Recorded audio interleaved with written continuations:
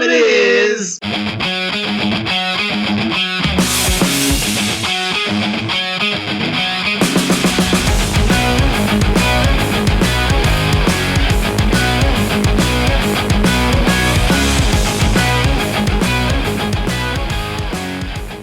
Thank you, everybody, for checking out the C Squared Hour. I'm your host, Chris, back from my quote-unquote vacation. It wasn't a vacation. I'm sitting here in my studio, and I'm like, God, I need a new computer. This is a pain in the ass. God, So I'm sitting there waiting, trying to figure out how to do that, not putting out any content. God, I hate that fucking word. Not putting anything out. And then I realize, what the fuck are you doing?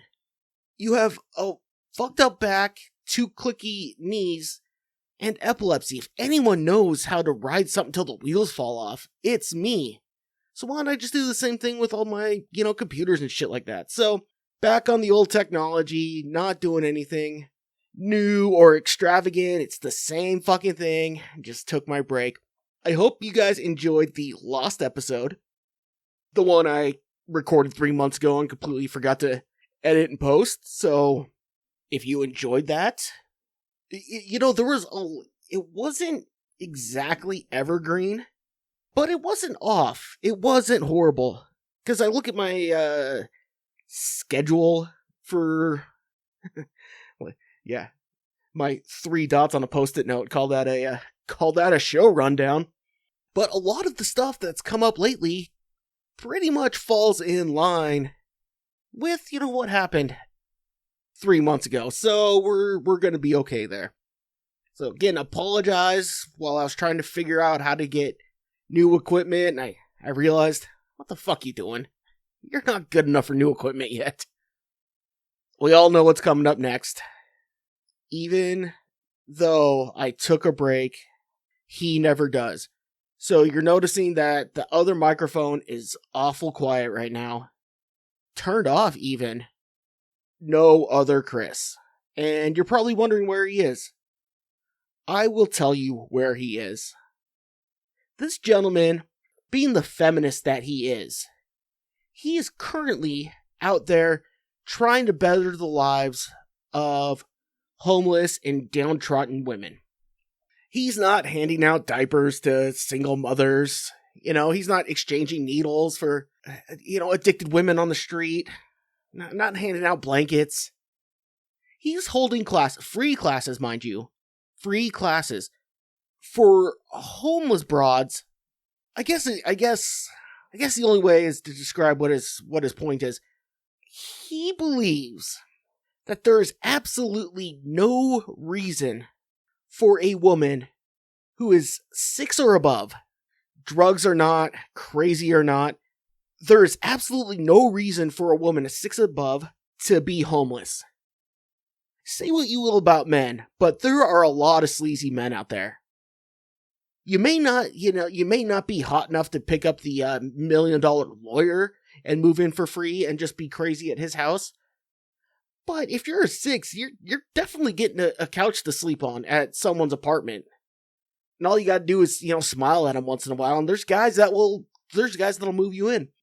If you see a broad that is semi-good looking, flying a sign on the corner, let her know about Chris's class. Because, by God, that's just networking. They're just bad at networking.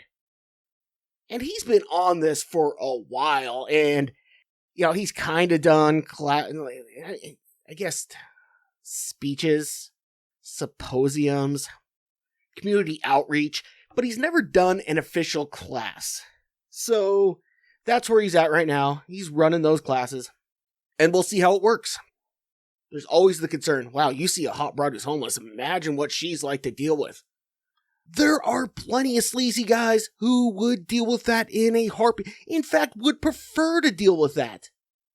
Oh, great, my house was burnt down again. Well, at least she says she loves me once.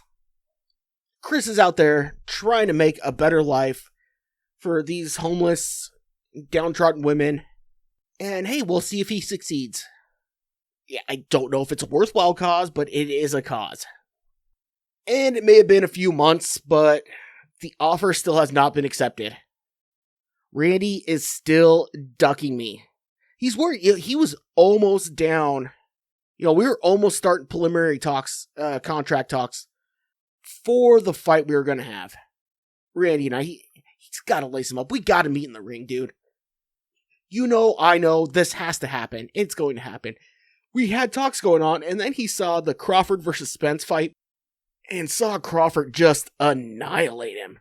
And I think he knew that was kind of what our fight was going to look like, so he got scared and cut off talks. So we're kind of back. I wouldn't say we're at square one with the fight. Probably closer to square 3.25 is probably the closest square we're at. But anyway, it hasn't changed. I've hung out with him a few times. It's been fine. But we all know there are reasons. We know the reasons why. And shit has to happen. It has to go. It just does. Just does. So Randy, lace him up, buddy. Let's meet in the ring. Now that all the business is out of the way, we are at possibly one of my favorite times ever, really. It's primary season, folks. Presidential primary debate started this week. This last week. I love the primaries. It is just so... I'm not exactly old enough to remember if this is actually a thing or not, but it seemed like once Palin started, running her mouth the way she did, it kind of the primaries kind of took a turn, and they have been fabulous for my entire adult life. Just great. No one's talking about anything. You get there's the two people or maybe three. You get the three people who maybe have a chance, who think they have a chance, who are trying to talk, and then you get the rest of them up on stage just insulting each other. Fabulous. Just fabulous. And don't give me this, well, this is the Yes, okay. The Republicans lately have gotten a bit Palin trumped in their primaries. It's happened. But let's be quite honest. Don't forget Bernie Sanders in the last primaries. Let's not forget all that shit, okay?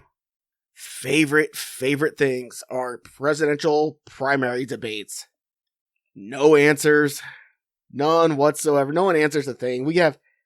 Let's break down the current Republican stage. There's the two guys on the end that no one knows their name. No one's going to know their name. They're a dude from North Dakota, a dude from somewhere else. And there's a couple more mixed in there. And then they were really focusing on this goofy Indian business guy. He's basically trying to put himself as the non-psychopath Trump. And I don't know, he was annoying everybody. He annoyed Chris Christie quite a bit. That was fun. That's the best part. You just get them all pissed off. You don't get that level of anger in real debates. Or in, one-on-one presidential debates. Even Biden versus Trump, even Clinton versus Trump. You never got that. You never get the level of venom that you get in these. So, primary rules. Yeah, Chris Christie just got so angry at one point. The Indian kid, looks over at Chris Christie. He's like, hey, you want to hug me like you did Obama? You're not going to see that in real. And this guy was great.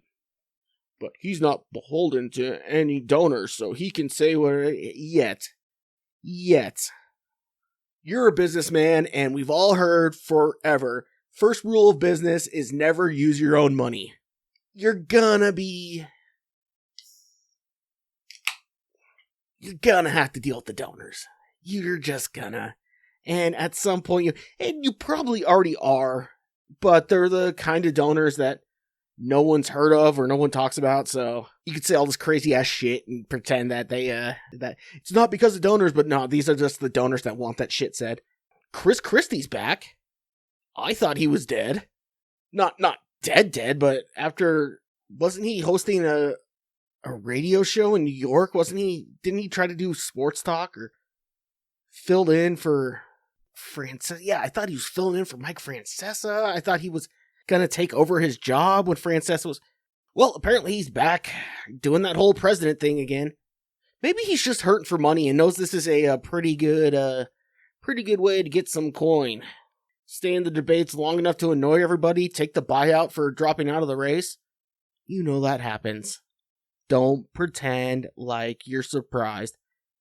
So he's gonna take that buyout from whoever's running and get out of there, but Chris Christie thinks he has a fucking chance? You got your dick kicked in so bad by Trump. Well, I mean, a lot of people did just because Trump managed to. But you got your dick kicked in so bad, you were the first one out and the first one jumping on his bandwagon and didn't get a fucking job out of it. You looked like such a dweeb last time out. What the fuck are you doing? Your lisp has gotten worse. Your suit fits you the same, whatever that is. But get out of there. Take whatever. I did this in a blue state as a. It's Jersey. It's Jersey. The only reason it's usually a blue state is because 90% of your voters only live there because they don't want to live in New York City.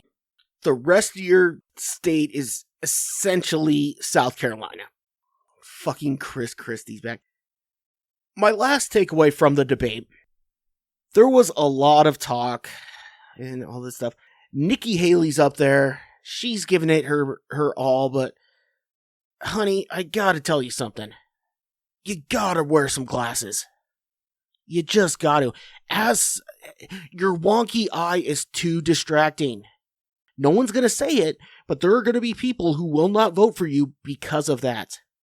As someone with a semi-wonky eye, glasses and sunglasses are my savior. I don't look nearly as goofy when I'm wearing glasses. I know it's the opposite of what you hear in elementary school, but honey, those are gonna be your saving grace. I guarantee you. You start rocking glasses for all your speeches. The fuck, Russell Westbrook used to do it. Kevin Durant used to do it. Well, one of them has a ring. Von Miller, I don't know if this are officially real now or not, but glasses are gonna be your saving grace. You gotta do it. Sarah Palin, Christ, may have an eye that rolls into the back of her head. You know, like the Undertaker used to do. Her eye may do that permanently, but she wears glasses all the time, so no one cares. And you can't tell. Nikki Haley, glasses. I'm telling you, you are moving one spot closer to the middle of the stage if you just start wearing glasses from now on. The camera angle, the side of the stage they put her on did her no favors either, because because her wonky eye was kind of the one that was further away from the center of the camera, so it just looked even worse. Glasses. Glasses, glasses, glasses. I like how they're all trying to, well, I'm super pro. No one who is going to vote for you gives a shit about any of that. If you want to get people that aren't on your side, stop talking about religion. Stop talking about pro-life. You already have all those people. You have them. Shut the fuck up. Start talking about normal shit. I'm gonna get in trouble for saying normal shit. But yeah, Haley. Nikki Haley. Oh, besides the glasses, here's what you gotta do. The debate went off the rails a few times. Mike Pence couldn't manage to get a sentence out in a minute. He probably averaged 3 words every 45 seconds. Mike Pence he's another one. Like him and Chris Christie be sharing. If anyone should do a podcast, it's Pence and Christie. The Trump cucks. Trump cucks. I like that. Pence and Christie, the Trump cucks. With special guest Rudy Giuliani. Not only that, Nikki Haley, like I said, the debate went off the rails a few times, like it's supposed to. Like a good primary debate should. And the one person to talk to the moderators to admonish them for needing to get control of the debate was Nikki Haley. So here's the thing about that. And maybe I'm trying to help you out so much, Senator, Governor, Representative Haley, whatever your initial title is, because you came off the least crazy in that debate. DeSantis said, well, in Florida, I was able to... You could still buy bath salts over the counter in Florida. Come on. Let's not talk about what you did in Florida. But maybe, as far as all the nut jobs on that stage, you didn't come across as big of one. So maybe I'm trying to help you.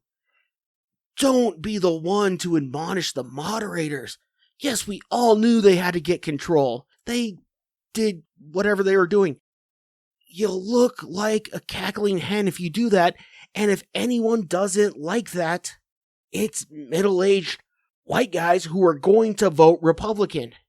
Because they go home and they have that in their, that the one thing the family structure has done, it is made that, I think that's where a lot of sexism starts at home. And it's only because they're admonished by, I digress. I'm going to go down a road I shouldn't. But if you're the one who says you need to get control of this debate, basically being the debate's Karen, you're going to turn off a lot of your voters. Your southern state moderates are like, well, I don't let my woman talk to me like that. So, I mean, honestly, Madam Haley, is that what you're supposed to? You don't have a chance this time around, and it's just because of who 45 was. You have no chance. But it's okay. It's okay. Oh yeah, Trump just got his mugshot released. That was all weird. I wonder if he did that on purpose or not. I don't know. I'll talk about that more later. But debate season, folks, and the next debate, co-sponsored by Rumble, or streamed live on Rumble. That's right, it's not just for slapping anymore. Rumble is in the debate game. How do I know so much about Rumble? But I knew it. Once they got Power Slap, I knew this is here to stay. YouTube, watch out. You got slapping, and now political slapping.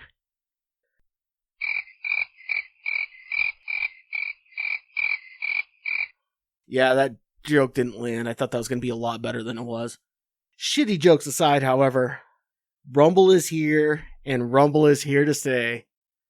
How do I know? Because I'm still watching Power Slap. Yep, I'm still on it. It is the worst thing, and I can't get enough. Don't ask me who's good. Don't ask me who's bad. I know there's the guy who's got the former meth walk-in voice going, but I haven't seen him in a while. That he's the one to watch out for. I think he's gonna be the Babe Ruth of slapping. But they all look and sound the same. They're the same person. It is great. Oh, by the way, it turns out that some of these guys are also fighting in the UFC. So if that doesn't tell you everything you need to know about fucking MMA, that should.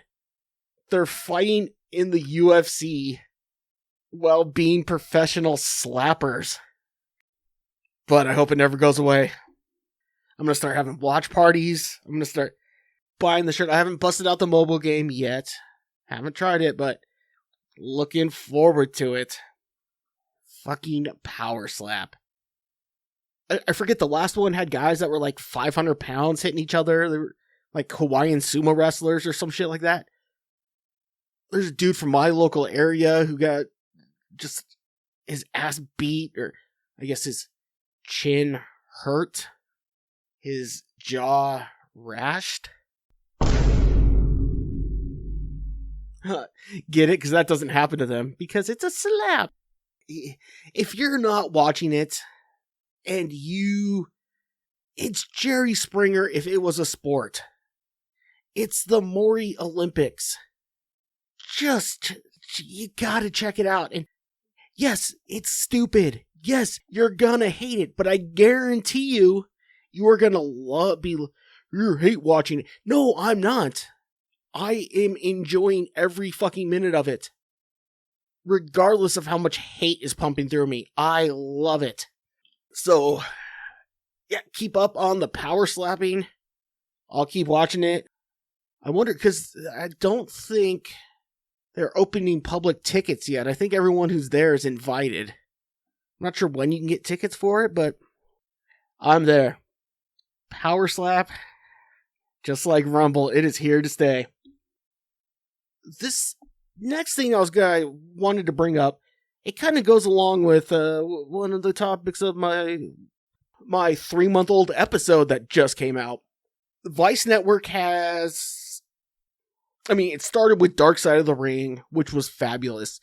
Just a docu-series where they just talk about crazy shit that happened in weird wrestling territories and countries and shit like that. And then they went football, the 90s and 2000s. Well, they did an episode on Howard Stern versus Opie and Anthony in Shock Jock Radio. Again, Vice, you're in trouble. That episode wasn't how you save it. First of all, I don't remember. You had Stuttering John and another dude from Howard Stern. You don't call Greg Opie Hughes? That guy is sitting on a beach, cold beach. He's in Jersey or New York or wherever. He is sitting out there talking into his YouTube to 300 people watching it. Now, I'm not one to talk.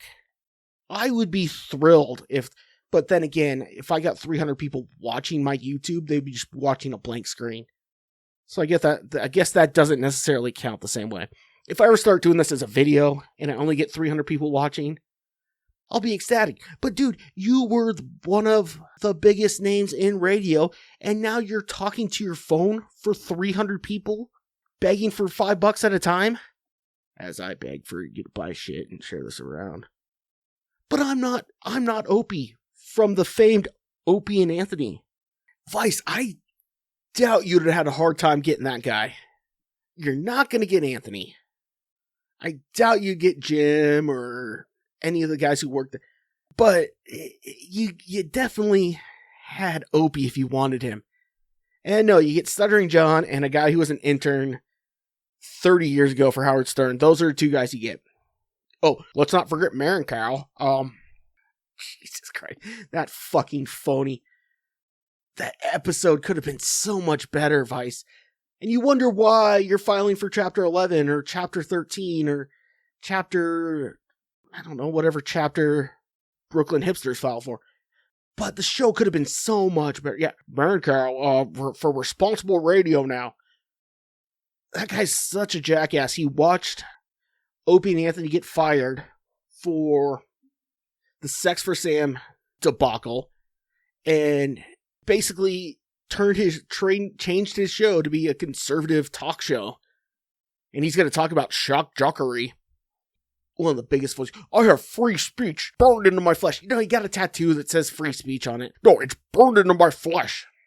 I did forget the good old 90s shock jockery, where Howard Stern was able to tell a competitor that he was going to rape his dead mom or dig her up.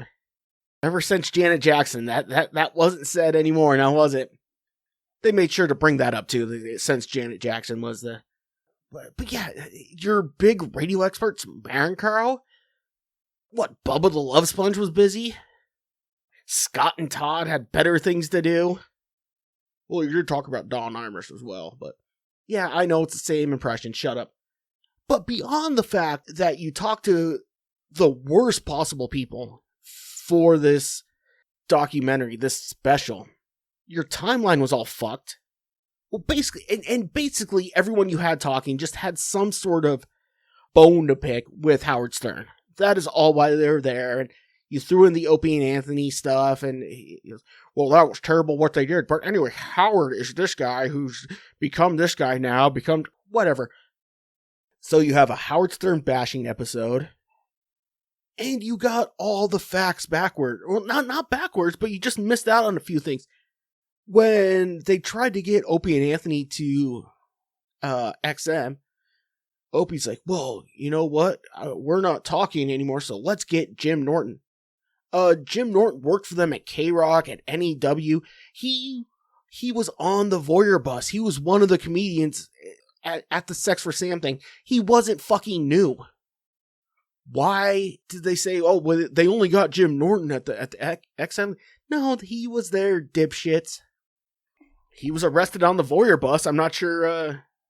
It just bugged me so much. Being a fan of talk radio and semi-shock jockery my whole life since I can remember listening to shit like that, just seeing how terrible the people they got for it, the people who were talking about it, and how wrong they got everything really pissed me off, because I was really, and when I saw they were doing Dark Side of 2000, this is the one I was waiting for.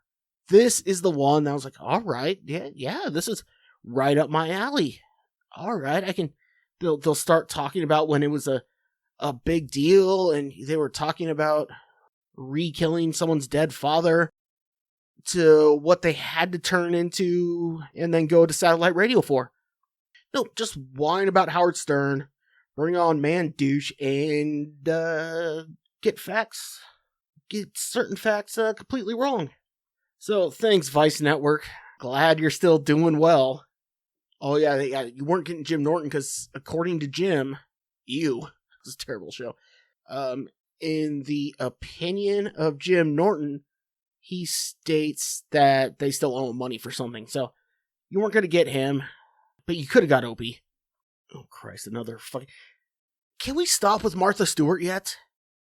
Can we just fucking stop?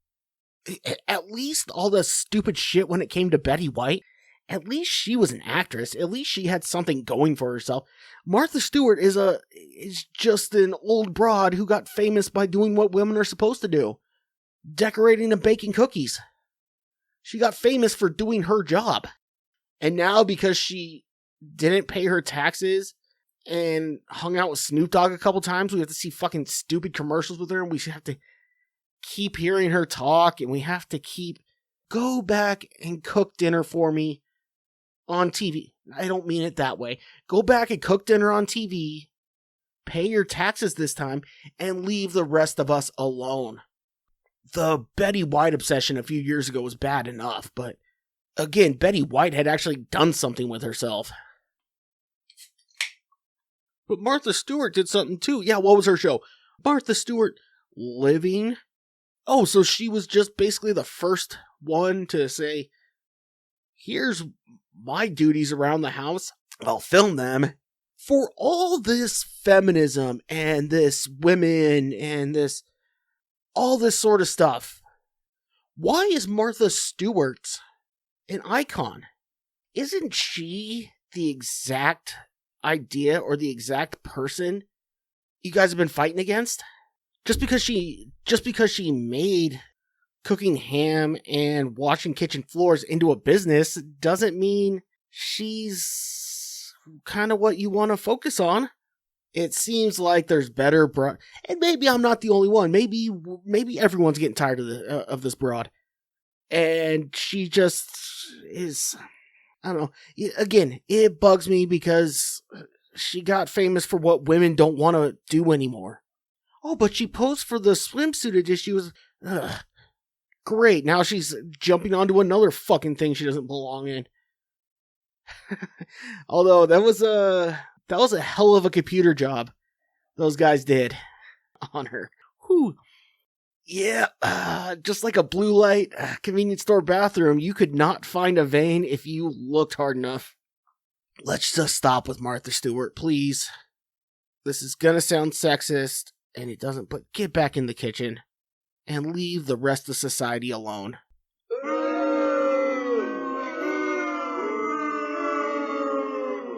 The kitchen thing, that wasn't a sex thing. That wasn't a woman thing. Martha Stewart Living was about doing stuff in the kitchen, alright? So I'm just telling her to go back into her lane, her business lane, her entertainment lane, not her... I think I overdid trying to explain that, didn't I? Well, the beer is working. So, I have found one of my favorite pastimes. I mean, luckily I have the MLB package, and we're getting close to playoff baseball, so I have stuff to do. But after baseball and on days Aussie Rules football isn't on, I have a hard time finding what to do with my evenings. Well, thank you to my favorite streaming app, Pluto TV. No, they're not paying me yet. I just love it.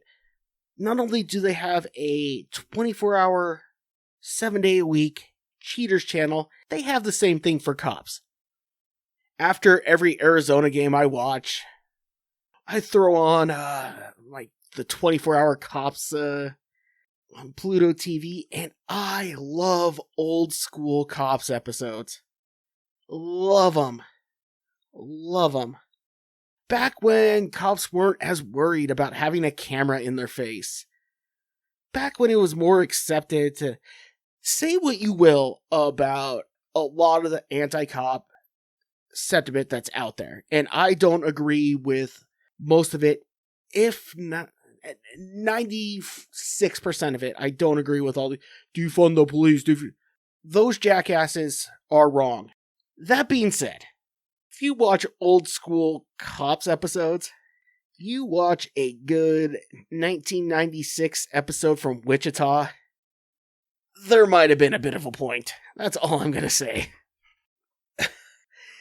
This gentleman is, he didn't signal long enough at this intersection, so we're going to pull him over and see what's No, he was driving while black in Wichita.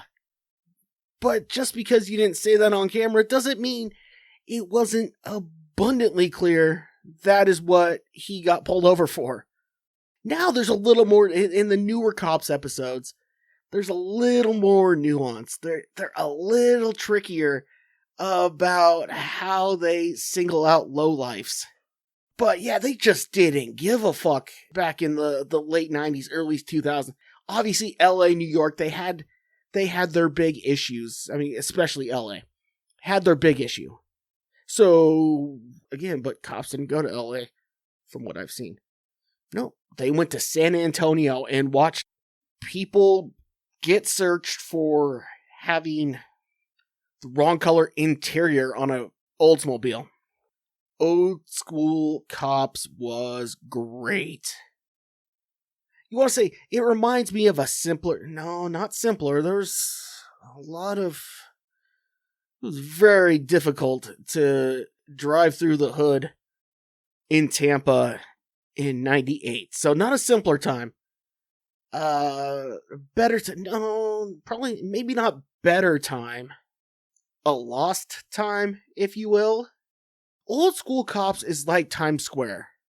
You look at Times Square in the 70s and people long for it and they talk about their history, but really there's only like 2% of the population that wants Times Square to go back to what it was.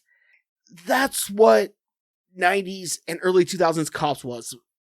Before the towers fell, and maybe even a little afterwards in the flyover states, Tacoma, man, 1990s cops love beating the shit out of people in Tacoma.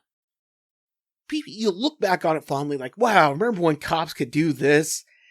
Remember when you could get a hooker just right below the NBC sign in Times Square? Just because it was fun doesn't mean you still should. Better analogy. Just because it was fun to watch doesn't mean it was great to live through and that anyone should live through it again. Boom. Just call me the analogy boy today. So again, it's a free app. If you ever get bored, just throw on the Cops channel on Pluto TV. Hope it's one from the 90s. And just remember when no one cared if poor people got the shit kicked out of them. Or it was more important to get poor people off the street than worry about anyone's fucking rights. Well, speaking of cops, let's talk about professional athletes, shall we? The NBA announced it is going to take a stand against flopping in the league. Okay, good. Here's my problem. How is the NBA announcing they are taking a stand before the NHL is announcing they are taking a stand on flopping? Can you answer me that? Is anyone out there going to answer that question for me? the NBA is admitting that a lot of their players act like big giant pussies. They're admitting to it. Great, and they need to figure out a way to stop that. There is an influx of players getting rewarded for diving in the NHL, and even with embellishment calls out there, it's still not enough. Could the NHL be concerned because there's more Europeans coming in the league, and that seems like you're trying to outlaw European style play? Yeah, I said it. Come fight. Oh no, they won't. Is that the reason? I applaud the NBA for doing it. That is one of the reasons I have such a tough time watching it nowadays. The flopping is excessive. You know why I have a hard time watching some of the NHL now? Because flopping is accepted. NHL, figure out the flopping thing for your side too. Or, stick with me here. Look away when it's handled by the players. Remember when if a guy flopped, the next shift he came out, he would die? Anyone remember those days? Anyone remember them at all? I guess now's as good as time as any to wrap up. I starting to flame out again. It's been 3 months, so the last episode wasn't that great either, but my pacing on the beer drinking is there's gonna be a little left to be desired for the next couple episodes, as long as I keep doing this normally and I don't fucking puss out. I'm working on it, alright? I am working on the pacing. How many before, how many... Because if any of you remember our first episode, by God, we got hammered beforehand. It just wasn't good. So and then if I'm too sober at the end of it, it doesn't translate very well to my self-loathing and outward hatred for everything. So I'm finding the right line. So bear with me the next couple weeks. Today wasn't bad, but it wasn't great. I understand that. So stick with me for the next couple weeks. I'll be with it. Yeah, I think that's gonna do it. One more thing. I have a few people clamoring to be a guest on the show. 30,000? Not quite, but it's close. Start sharing. Start telling all your people. Start advertising. And I will consider having you as a guest. Oh, I want to be on a guest. Yeah, well, you act like you've never heard of this fucking thing in public, so why the fuck would I have you? I'm just kidding. I'll take whatever I can get at this point. You do one every fucking quarter. You really gonna be picky? You're right. Inside my head, you're right. Alright, so I want to give a quick shout out to a couple people who, actually, you know what? Fuck them. See what I mean? Not the best beer pacing. I do, obviously, have to shout out, I still have the Teespring store, teespring.com, look up C Squared Hour. The links are in all of my socials. Is Linktree still a thing? Should I set up one of those? Who knows? Yeah, so check the store out. Like, subscribe, share, all that happy horse shit. And since there's nothing else, I'm going to promise you. See, I'm promising now because only the true fans have listened this far. I'm going to promise you that there is going to be more than one episode every 3 months going forward. Huh? Thanks everyone for listening. Check out all the other shit, and I will see you next time.